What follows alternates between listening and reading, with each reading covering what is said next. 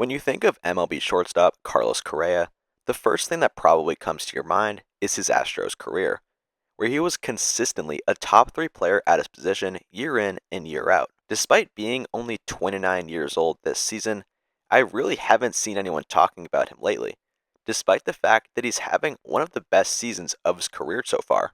Not so long ago, Correa was perceived as a star player, but now he's perceived as another washed up veteran. This is simply not the case at all this season. So if he's having a great season, how is it that he's underrated? Let me tell you why. In the offseason following the 2022 playoffs, Correa went through a free agency odyssey, to say the least. On November 7th, he opted out of his contract with the Twins. He then signed a 13-year, $350 million deal with the Giants in December, before the Giants had concerns over a plate inserted in Correa's leg. Correa then agreed to a deal with the Mets a couple weeks later, but the Mets also had concerns about his leg as well. After all that, Correa came back to the Twins on a deal worth $200 million over 6 years. And after that offseason drama, he proceeded to have, quite possibly, the worst season of his career in 2023. As fake as that sounds, it's true. Despite the health concerns from the Mets and the Giants, Correa appeared in 135 games. He could stay on the field, but the problem was in his offensive production. All across the board, his stats greatly declined compared to the rest of his career. Worst of all was his .399 slugging percentage, which was below known contact players such as Alex Verdugo and Lamont Wade Jr. Correa did have 49 extra base hits, which was actually the 4th most he's ever had in a single season for his career. The problem was in his poor plate discipline. In other years, he would get to 2 strikes and crawl out of it by spraying a single the other way. But in 2-strike counts in 2023, he was dreadful. In full counts specifically, he hit just 120. In 2022, Correa had an OPS of .653 when he was behind in the count. In 2023, when he was behind in the count, his OPS dropped to a terrible .493.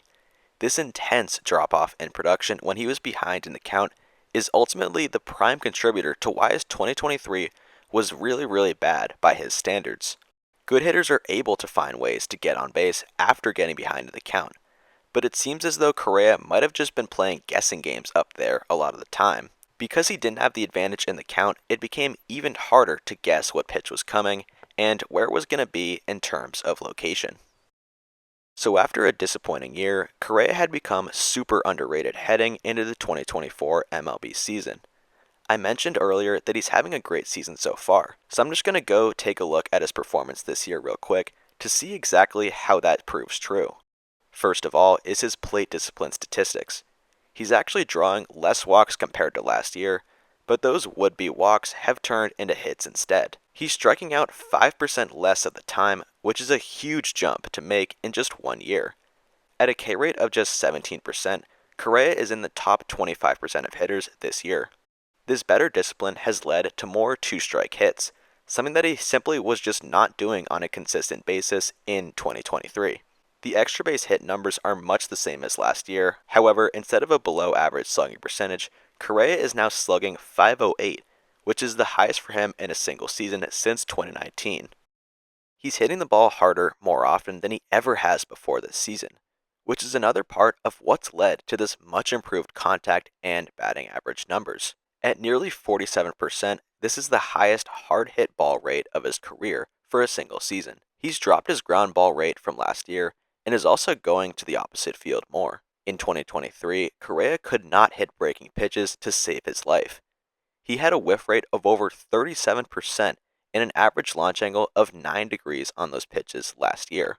However, this year, the whiff rate is down to 27% and launch angle is up to 14 degrees, which can lead to a lot of line drive singles and doubles. And that's why he's underrated. People really just forgot about him after one down year he had while still in his 20s. Going into this year, other shortstops such as Bobby Witt Jr., Gunnar Henderson, Corey Seager, and Ellie De La Cruz got the bulk of attention from MLB media. Correa hasn't been as good as them this year, but in my opinion, he deserves to be back in talks for one of the top shortstops in MLB. Thanks for watching, and definitely like and subscribe if you haven't yet. Thank you.